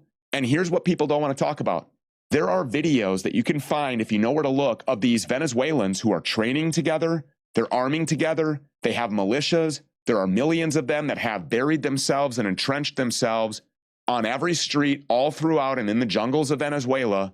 And they have said, we will oppose militaristically, we will physically, we will kinetically oppose any kind of American invasion, which may be why they did it the way that they did and went in and just got Maduro and said, hey, we just want to show the leadership here that we're about business and we mean that, and we're going to pressure these people through other kind of economic sanctions or a military blockade, whatever it might be. But can you imagine? We're going to fight with Venezuela. We're going to fight with the same, by the way, situation. All of the American men that were cut to pieces in rice paddies in Vietnam, all of the men that we lost in that war, and now we're talking about Venezuela, guerrilla warfare in Colombia and in Cuba. I mean, we are stretched so thin already that we can't protect or choose not to protect our own borders and instead protect the countries that hate us. But simultaneously to all of this guerrilla warfare that we would be going through in the jungle, similar and akin to Vietnam, we're now squaring off against these countries in the Middle East. We're squaring off against Russia. We're hijacking their oil tankers. We're hijacking Chinese oil tankers. We're taking them to hundreds of millions of dollars in oil and just poking the bear everywhere. While Miriam Adelson just keeps on shoving cash at Donald Trump, saying that she'll give him another $250 million if he decides to run for a third term. Well, then he made the comment about a fourth term. I mean, all of this is stuff that, Jimmy, I am 100% certain Charlie Kirk would be, quote, going ballistic over. I agree with you. We're getting short on time, so let me get to the next part of this.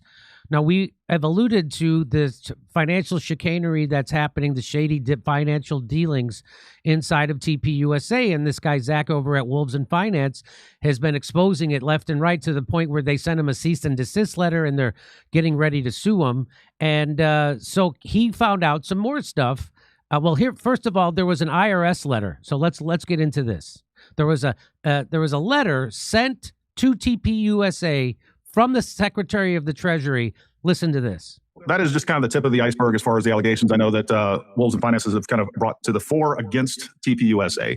And Robert, I know I actually got some of the documents, the letter from the IRS to Erika Kirk and TPUSA that talks about what their situation is as regards to the IRS. This letter has been floating around and reported on by mainstream news outlets like CBS, except the letter itself has never been shown until Paramount Tactical's podcast. In fact, I'm guessing he was not supposed to show this to his audience because it is quite shocking. That by the way, this tactical guy he has a penchant for doing this. He did this with Andrew Colvett when he was providing the fake alibis. Yes. He really revealed that he was being funneled information directly from TPUSA insider Andrew Colvett, and he wasn't supposed to reveal that, and he did. He also inadvertently confirmed that Mitch Snow was at Camp Huachuca when he brought on his son, who he hadn't talked to for 22 years, to confirm that and now there's this. He's now released this letter, which he probably wasn't supposed to, but listen to what Zach has to say. It is a 2-page letter on Department of the Treasury letterhead. It says it is responding to a request from Erika Kirk. It says, 1, there is no IRS investigation currently underway on Turning Point. 2, all 4 990 forms were filed by May 15th, 2025. 3, the next year's forms will be filed by May 15th, 2026. The letter is signed by Treasury Secretary Scott Bessent. Paramount Tactical is presenting this letter as some kind of evidence that there is no fraud at Turning Point. That is ridiculous for a number of reasons. We all know this because all of us deal with the IRS. We all know this is not normal behavior. Have any of you ever received a letter from the IRS saying, just letting you know, we're not doing an investigation on you? No, of course you have not, because the IRS does not do this. And it's not coming from the IRS. The letter is signed by the Treasury Secretary, Scott Bessent. But to me, this looks more like a political favor to Donald Trump's personal friends than a legitimate IRS communication. Second, the wording in this letter does not mean anything. Just because the IRS is not investigating does not mean there is no fraud going on. This does not mean that donors cannot sue Turning Point to get their money back. This does not mean that state attorney generals cannot file criminal charges against Turning Point executives. This letter does not disprove my concerns about their finances. And what is this? What is this? At the top of the page, someone has crossed out Mrs. Kirk and wrote in Erika. It looks like someone is proofreading Scott Bessent's letter. Who could that be? I have reviewed so many White House documents, and in my opinion, that handwriting looks like it was written by Donald Trump. If you compare it to other samples of his writing, he does a consistent method where he writes a name dash, name dash, name dash. The K is very much like this K. The E is written the same way as this W. This handwriting looks like it belongs to Donald Trump. This letter does not look like it came from the IRS. It looks like it came from the President of the United States. Do you understand what this means? This is the only document the Democrats need to impeach President Trump. This looks like the president's handwriting on official letterhead of him interfering in an IRS investigation of his personal friends. Let me remind you of Richard Nixon. Nixon faced impeachment charges for interfering with the FBI investigation into the Watergate scandal. The main evidence was secret tape recordings of conversations in the Oval Office. Donald Trump is doing the same thing with the IRS investigation, but this time we have what looks like his handwriting on official letterhead. It looks like the White House is now part of the cover-up at Turning Point. Let me give some free accounting advice to Donald Trump. You get this one for free, Donald. Stop writing letters like this. Why isn't he distancing himself from this scandal? I highly doubt that Donald Trump was aware of what Tyler Boyer was doing behind the scenes. But now with this letter, Donald Trump looks like he's getting involved. And I'm saying this as someone who likes Donald Trump, and this letter deeply bothers me. People have a right to be upset about this. Turning Point has been raising millions of dollars from donations. Most people don't know what has been happening with the donations. Okay, so we'll stop there. So what does that tell you, Stu? Does that tell you that what it tells me is that I knew immediately when Kash Patel was trying to pin this murder on Tyler Robinson and was trying to make us pretend that some guy who never committed a crime before was able to get on a roof with $1 million security teams around, and he was able to get up there. He found the open door. He'd never been to that campus. He found the open door, knew how to get up there. Again, he got a rifle, put it together, put the scope on, took the shot, took the rifle back apart. That he did that all, which had to take at least a couple of minutes, and nobody saw him except people did see him. Again, just like Butler, Pennsylvania, people saw the guy, the shooter on the roof in the crowd. They saw him, but nobody, none of the cops saw him. Nobody from the security team saw him. So I knew this was a lie when Kash Patel came out and tried to tell us this, and so I knew immediately that the Trump administration was in on the cover-up.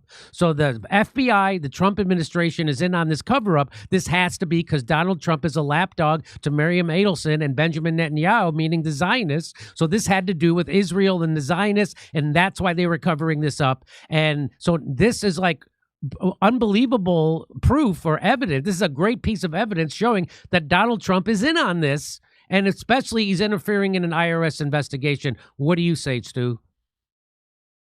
How many people has the United States military assassinated or gone to war with at the direction of Israel's leadership? Right. How many people have we gone in and used our military or our special forces operatives, and we've done assassinations, we've gone and taken these people, we've hanged them in the case of Saddam Hussein, we threw them in the ocean in the case of Osama bin Laden, we bring them back for the SDNY kangaroo court show trial in the case of, Nicolas Maduro. We go and we use force to take Bashar al-Assad and Muammar Gaddafi. And so, for me, what this looks like is a military operation. Me too. And so I don't know that Donald Trump is just necessarily involved in a cover-up, but I think that he also, too, had foreknowledge, because I believe it was a military operation to take out Charlie Kirk. I believe that our government and that the military-industrial complex and that the intel community very much took direction from the man that couldn't make his $150 million worth enough to Charlie Kirk. And this was somebody who Benjamin Netanyahu knew he was going to have a really big problem with. And I mean, speaking of all of that, this guy's the first guy to come out and make a statement right after Charlie Kirk is murdered. It's Benjamin Netanyahu on everybody's TV saying Israel didn't have anything to do with this. I promise we didn't have anything to do with this. Really love Charlie Kirk and his pro-Israel ways. So to me, it looks like it's just people taking orders, in the same chain of command that has become the status quo. But as far as Donald Trump writing that, I'm not subscribed. I'm not committed to that. I don't know that it was Donald Trump's handwriting. A lot of people have said J.D. Vance's, but the point is it doesn't matter. It came on Treasury Department letterhead. It came from the federal government, and it was a personalized message on government letterhead. So the way that I view that is I view that as a pardon. Yes. We're on your team. We are solidly in your corner. We are firmly behind you. There is no accountability. There is no investigation. And, like Wolves and Finance guy says, when do you get letters from the federal government telling you that you're not about to go to jail? It just doesn't happen. And so for me, that's the real takeaway from this letter, is that it not even just pertaining to the financial fraud that we know is going on, or at least have a really good idea that it's going on. We've seen receipts. They're in blatant violation of their 501c3 tax-exempt status, as Zach DiGregorio has pointed out here. So it's not surprising to me to see this letter, but the way that I took it is that this is a pardon. And, you know, as far as if we're going to talk about the Kash Patel narrative, just to kind of put an exclamation point on what you said, if they want to get this over with right now, everybody knows that UVU is basically a mini super surveillance state. You can look around that campus and there are high-tech 4K cameras. You can't look anywhere without seeing them. Show us the video of Tyler Robinson taking the kill shot with his grandfather's 30-06. That's all you got to do. Right. You know, and as far as these people like Valhalla and Gary Melton and all these other operators and special forces guys, how many thousands of rounds of 30-06 ammo have these guys fired down range trying to replicate the wound but have been unable to do so? Yeah, that's because 30-06 round didn't kill Charlie Kirk. And everybody knows that. These guys are paid. These guys are propagandists for the government. They're propagandists for the very machine that has ICE on the streets in Minneapolis killing American citizens, that has young American men being deployed to go overseas all over the place and staging for deployments to take on Iran and take on Russia and take on China and go into Cuba and Colombia and Venezuela and Greenland. The same machine that has caused so much unnecessary death for America and for Americans, and so much economic harm and so much filth and degeneracy and so much programming and the theft, the murder of childhood innocence in this country has been done at the hands of this machine. And that letter came from those people. And it was a welcome to the club letter. Don't worry about accountability. It's not happening around here. That's exactly what dangerous. That was. That's exactly what that was. Here is my last piece of video I want to show you, and it comes from Zach again over at Wolves in Finance, and he's going to show you exactly the kind of shady dealings that he's uncovering. In fact, that they're breaking election law. This is just one of the things, right? So there's many other things that he's already uncovered. This is just the latest. So let's listen. We're going to ensure that President Trump has Congress for all 4 years. We are going to get my husband's friend, J.D. Vance, elected for 48 in the most resounding way possible. This is at AmericaFest, Turning Point USA's largest event, with the CEO in a flashy pantsuit giving a speech endorsing a political candidate. This is strictly forbidden under the law for a 501c3. You cannot endorse political candidates. That is political activity. In my opinion, what Erika Kirk just did was illegal. This is effectively using their tax-exempt donations to create a campaign commercial for J.D. Vance. And before you say, well, maybe it was paid for by one of the other companies that allow political activity. No, no, no. It says Turning Point USA behind her head during the speech. The tickets for the event were sent out from Turning Point USA. The fact page for the event is hosted at tpusa.com. And at the bottom of the webpage, it explicitly says Turning Point USA is a 501c3. It looks to me like the executives at Turning Point are playing pretty fast and loose with the laws concerning 501c3s. Remember why this is important. A 501c3 is tax exempt, which is a tax subsidy. You are paying more in taxes so that they do not have to. So is it fair that Democrats are paying taxes that fund a campaign commercial for J.D. Vance? This is so unjust, which is why there are so many laws against what Erika Kirk just did. If she wants to endorse a candidate, that's fine, but she needs to pay for it out of Turning Point PAC. I'm going to give you the exact wording from IRS Revenue Rule 2007-41. A 501c3 does not participate in or intervene in, including the publishing or distributing of statements, any political campaign on behalf of or in opposition to any candidate for public office. That seems pretty clear that Erika Kirk's statement was illegal. So the only nonprofit that is supposed to do political activity is the 501c4 Turning Point Action. There is a special section on their 990 form where they are supposed to list out the political activity they are engaged in, Schedule C. Now, everyone should go check out Schedule C for Turning Point Action because it is quite shocking. For FY24, on line 2, they listed that they spent $637,500 on political campaign activity expenditures. Now, just let that sink in for a moment. Out of Turning Point Action's $21 million budget, they only spent 3% on political activity. Now, just from what you know about what Turning Point Action does that seem right to you? Now, they actually provide a description of what the $637,500 was spent on. They claim it was specifically political campaign activities include event expense. So they spent this money on some kind of event. I'm guessing it was a campaign rally for Donald Trump. And they are claiming that this is the only thing that Turning Point Action does that qualifies as political activity. all of the rest of the millions of dollars that they have spent was not for political activity. I have a really hard time believing that. We're going to take a closer look. So do I. Let me throw it to you, Stu. What do you make of that? It's obvious that they're breaking campaign finance laws, but again, it doesn't matter if you break a law if there's no one in power there to prosecute you, which they seem to have a prosecution shield from the Trump administration. What do you think? Yeah, well, it's criminal. Not only are they defrauding their own donors, but now they're defrauding every American taxpayer while they pretend to be a tax-exempt nonprofit. And they're raking in hundreds of millions of dollars. And you got Tyler Boyer on the screen there too. This guy and his superfeed tech and what that whistleblower told me yesterday about, all of this election law, ballot chasing, ballot harvesting, voter intimidation, using that superfeed tech to work hand in hand with the Trump administration and with the GOP to steal and manipulate voter data. It's a big deal. That is a critical part of this whole machine, because what have Republicans constantly done? They have whined and bitched and moaned about Democrats doing that exact same thing. And all the while, their favorite little activists here at Turning Point USA have been doing this to the tune of hundreds of millions of dollars to ensure that Miriam Adelson is able to get her shekels worth after she pays $100 million in one election cycle to make sure that Donald Trump is the president to exact Project Esther. If you haven't read that, read that. That's 34 pages. It's the blueprint. It tells you exactly why it is that we're seeing all of this happen on the trajectory and at the scale that we are. Because there has been a very specific initiative that's been laid out.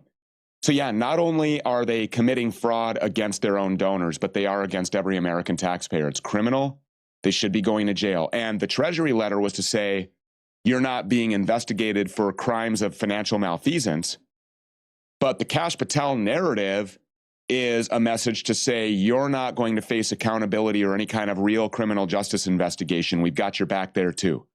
And the reason why all of these bases systematically are being covered is because at the end of the day, if the truth comes out about what happened to Charlie Kirk, there's a lot more people than I believe just Erika going to prison. There's a lot more people than just Brian Harpole or, some of these people that are committing financial crimes. Some of these people dealing with these shadowy, strange relationships with Romanian or Eastern European orphanages. I think that this is probably one of the most unprecedented cover-ups because it goes all the way to the top. And I think that you would see in a just world where courts are actually participating in the examination of evidence and real juries are presented and law enforcement is tasked with doing their job and they all actually do it in a morally upright way and in accordance with the law, scrupulously adhering to all of the procedures, these people would all be going to prison. Every one of them. I believe that Donald Trump would be in prison for a lot of things. This is coming from a guy who, I loved Donald Trump. I did. I was a huge supporter in 2015. I bought it hook, line, and sinker. I thought that this guy was going to be the human hand grenade that was thrown into the system. But in retrospect, you can see this was the message. They use it to manipulate. They use it to gin up the hype, just like they get us to cheer on wars. When Toby Keith writes a song, go put a boot in their ass. That's the American way. Wave your flag. It's patriotic. We got to go get these sand people before they come and get us. They did this to these towers, George Bush. Let's go get these people. It's the same thing. They have to get Americans to believe that all of this is real. All of the elections are real. The two-party system is real. And when you see people who have this kind of boost in their algorithm and you see what it is they're talking about, if they're weighing in on political issues, whether it be domestically or foreign policy related, the ones that are getting the most boost, the Alex Joneses, who Liz Harris said is controlled by the Mossad, and I believe that, whether it be by blackmail, I bet there would be a lot. That guy sat across from a woman that's pretending to be a man and said, when I look at you, I see nothing but woman. I just see it. You're a beautiful woman. That's what I see. So it's no doubt that there's probably some blackmail material. You wouldn't have to work too hard to get that from Alex Jones. But these people are very easily controlled by money. And when that machine realized, when Donald Trump won in 2016, largely by demonizing the media, there was a mass exodus. People didn't pay attention to the things that the Fox News Channel or CNN or any of these major cable broadcast news networks were saying anymore. They went to the information superhighway. They went to places like Rumble. They went to your show on YouTube. They found me on Twitter. They went, to Instagram. They found Candace Owens. They're getting real information. And the beast saw that. They already had a machine in place to subvert and to circumvent any kind of criticism, and that was Turning Point USA. And by using censorship to shield out everybody else, all they have to do is just deny, deny, deny. These people are the ones that are responsible for investigating themselves. Are they going to do that? No. It's like asking if Congress people are going to vote for term limits. Yeah, I'm not going to work myself out of a job. These people are the criminals. What are they doing investigating criminals? It's just it's a situation that is really dire. But, God willing, and all glory to God, people are waking up. And I see this happening. I see it happening quickly. And I think that there is a breaking point. And I think that the breaking point is going to be in the Epstein Files Transparency Act. I saw that you had Thomas Massey on the other day talking about that. I think that that is kind of really going to be the straw, because no matter where you align ideologically, politically, this is the hill that everybody can die on. You don't touch our kids. And when 8.5 billion people worldwide, or 350 million in this country, realize who's implicated in those files and on those tapes and what they're doing to those innocent children, I don't think there's going to be a safe place for these people to hide. So, and I think that's coming. I think that there's enough pressure. I think that there is enough global knowledge that these things exist and that they are real. And I think that the message here also needs to be that whether Epstein is dead or living very much alive and partying it up with Tupac on some island, or maybe he's just in Israel, just living with Tom Alexandrovich and the rest of these people. I think that people should probably understand that there are a lot more than just Jeffrey Epstein. These operatives are currently working right now all over the place to keep this to feed the beast, to keep this power alive, to keep this blackmail, to keep this control happening. And I think the straw that breaks the camel's back is what these people are doing to kids. I think that that crosses all political lines. I think that it crosses all race lines, all faith, spiritual, religious lines. I think that pretty much everybody, except for the people that are hurting children, are going to have a really big problem with that. So I think that's coming, and I pray that that's the linchpin. Stu Peters, I appreciate you making time for our show. Thanks for your insight. Everybody check out Stu Peters' show. Are you back on YouTube? I know you're on Rumble. I'm on Rumble. I'm on X. You can find me there, the Stu Peters Network, or just at Real Stu Peters on X, Twitter, whatever. And then on Spotify and Apple Podcasts, just search SPN Live, as in Stu Peters Network. Okay. SPN Live. And so we're there. We're on Spotify and Apple Podcasts. Thank you, Jimmy. I appreciate you having me. All right. I've been excited about coming on. Oh, it's great. It's great to have you. I appreciate it. Your wealth of information. Hey, let me ask you about that book that you have in front of you. It says it's really fun to be white. What is it? It's really fun to be white. Yeah. So never thought, it was never on my bingo card that I would be a published author, but you can find this on Amazon. It's really fun to be white. When you go into these public schools and you look at the bookshelves, you can find all kinds of things that talk about how great it is to be a little black boy or a little Jewish girl, or anything. You would be hard pressed. I think it's impossible actually to find a children's book specifically for white children that tells them about their history and about their culture. It's 48 pages long. I'm really proud of the illustrations in here. It's just a book that properly represents my people, and it tells white children that they have value, because it's my opinion that in this war on whites and this anti-white agenda that our children unfortunately have bore the brunt of that. And so this was just a little relief. If you have little important white children in your life, order a copy for every one of them. I've always said, Stu, it's tough being white. It is. It's a constant uphill battle. It's like, trying to climb the side of a building and get up on top of it with a rifle or something. It's nearly impossible. When is Whitey going to get his day? When? When can I just get a win? When can Whitey get a win? Just give me one win. So here we are. It's a micro win, but here it is. It's a great win, though, because our children are our future. And that's like the whole reason why I do this every day. It started because I was fighting for my kids. It's millions of kids. This platform is going to be in existence for the sole purpose of fighting for kids. So there we go. All right. Okay, Stu. All right, brother. It's great to talk to you, and I'll see you Friday. Thank you. Yes, sounds good. Thanks for giving up my spot. All right. Now I'm going to have some Ilhan Omar detractor with a syringe spraying something at me on Friday. Okay. All right. We're not going to say where. No. I'll see you on that Zoom call. Yeah. That's right. All right. Before your show, before you go on your big show Friday in LA. That's right. Okay. All right. All right, brother. Take care. We'll talk to you soon. Over to Steph. Thanks. Sounds good. Appreciate it. Am I supposed to read some chats right now? Okay, I can do that. You have a lot to say, everybody. Thank you so much. That really great show today. Lots of info packed in. Nice guests that we've had. Theodora at the top of the show. And then we had Stu Peters today. Thank you so much, everybody, for tuning in. All right. Somebody was asking about our book club. This is the book. Here's the book. Memories, Dreams, Reflections. I need to memorize this title, don't I? Okay. And it's going to start, grab your book. And how do you get to be a part of the book club? You just become a member of the Jimmy Dore Show. Go to jimmydore.com, become a member. It's $10 a month, and you get the entirety of our live streams. That's how it works, right? Or $5, and you get the audio. All right. Here we go, everybody. I feel so underdressed. I wish I was wearing something glitzy after all of that Erika Kirk. I almost changed into something glitzy, and then I needed to put like 10 rings on. Oh, the opportunity has passed me by. Okay, here we go, ladies and gentlemen. We've got a lot to get through. You've had a lot to say. Cell towers won't stop. 6G uses radio waves to track human movements and vital signs in real time. They can monitor location, health metrics, behavior. Unfortunately, the majority doesn't care.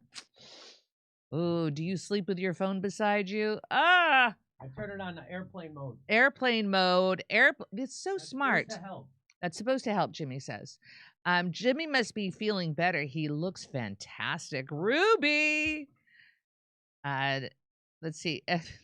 Roofer. Okay, let's see here. Baron Coleman would love an invite. Loony by nature. Thank you for that reminder. Savage. America is running out of water. The South is bone dry. Canada has 20% of the world's water. Do the math. Trump wants Canada for water. AI. All right. And that was from Savage. Is she aware that Stanford, Connecticut outlawed the use of 5G a few years ago due to serious concerns to human health? This news was kept under wraps. And that's M. Mallon. Thank you. GDMPB, there is no way to destroy a tower? ? Interesting. Let's see. Okay. Oh, back to Jim. Hey, guess what? Gold is booming again. As of January 26th, gold is trading around $5,000 per ounce, and silver is trading around $110 per ounce, which is almost a 50% increase from when I bought it a little over a year ago. It's really going through the roof. And why do you think that is? Well, that's because the government keeps printing an extra $1 trillion every 3 months. And that when you flood the world with an extra $1 trillion, it devalues the buying power of those dollars. And they keep doing it every 3 months, which is why we're up to $39 trillion in debt right now. And so they're not going to stop doing that. So Trump was supposed to come in and he was supposed to lower the deficit. They're exploding the deficit. They're going to give another $1 trillion to the defense machine, to the war machine. It's not stopping. And so I don't see, I'm not a genius on this or an expert, but I don't see the dollar getting more buying power. I think it getting less, and gold and silver continuing to go up. So if you want to learn more about gold and silver, Monetary Gold has a complimentary gold and silver guide. Visit jimmylovesgold.com or call 800-476-7790 to request their free guide. How was that? No kidding. Oh, it was terrific, Jim. Is that it? Anything else? All right. Okay, and what am I supposed to do? Keep reading? Okay, I will keep reading.